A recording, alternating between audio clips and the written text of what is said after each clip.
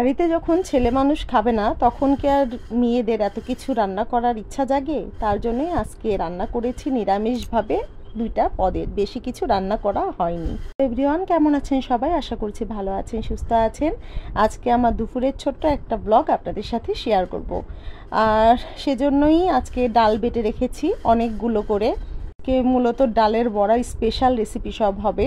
ডালের বড়া দিয়ে ঝোল করব নিরামিষভাবে, আর হচ্ছে কুমড়ো পাতা দিয়ে, মিষ্টি কুমড়ো পাতা দিয়ে বড়া ভাজবো। মিষ্টি কুমড়োর পাতা দিয়ে আমি এর আগে কখনো বড়া ভাজিনি। গাছে যেহেতু অনেক মিষ্টি কুমড়োর পাতা হয়েছে, আর পাতাগুলো মরেও যাচ্ছে কারণ বৃষ্টি হচ্ছে প্রচুর, আর জলেতে তো কুমড়া পাতা, জানি না, কুমড়া গাছটা মরে যাচ্ছে।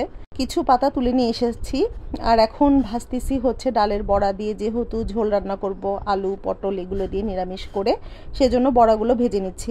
আর পুচুর বাবা হচ্ছে আজকে একটু বিয়ের নেমন্তন্ন খেতে গিয়েছে, সেখানে শুধু ওকেই নেমন্তন্ন করেছে, তাই আমরা যেতে পারিনি দুর্ভাগ্যবশত। ও একা একাই খেতে যাবে, তাই আমি ভাবলাম আজকে আমার পছন্দেই একটু বড়া ভেজে ঝোল করি। অনেকদিন করাও হয় না আর খাওয়াও হয় না, সেজন্যই সকালবেলায় ডাল ভিজিয়ে রেখেছিলাম। আমি ব্লেন্ডারে একটু ব্লেন্ড করে নিয়েছি। তো ডালের বড়াগুলো ভাজা হয়ে গেলে তেলে একটু ওই জিরা, তারপর গরম মশলা, এই তেজপাতা এগুলো দিয়ে সম্বারা দিয়ে আমি কিন্তু আলু আর পটলটাকে একবারে ভেজে নিয়েছি। ভেজে আদা জিরা বাটা, সাথে হলুদ লবণ মরিচ যা লাগে সব কিছু দিয়ে কষিয়ে নিয়েছি। ঝাল বরাবরের মতো একটু কমই দিয়েছি, কারণ রিতম আমার সাথে খাবে, এর জন্যই। আর তরকারিটাকে ভালো মতো কষিয়ে এখন জল দিয়ে দিচ্ছি, আর বড়াও দিয়ে দিয়েছি। একটু বেশি ফুটে উঠলে ঘি আর চিনি দিয়ে নামিয়ে নেব।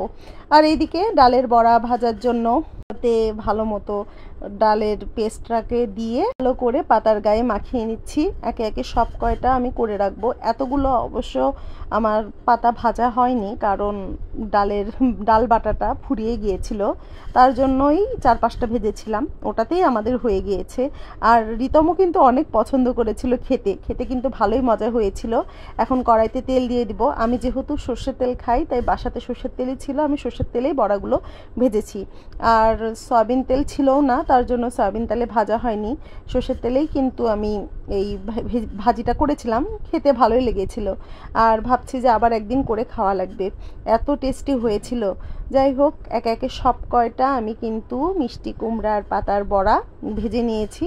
খাওয়া দাওয়া শেষ করে আমরা একটু বাইরে বের হয়ে গিয়েছিলাম। আর আমার ছেলে বাইরে বের হলে তার অটো রিক্সা হোক আর গাড়ি হোক সব কিছুই নেবে।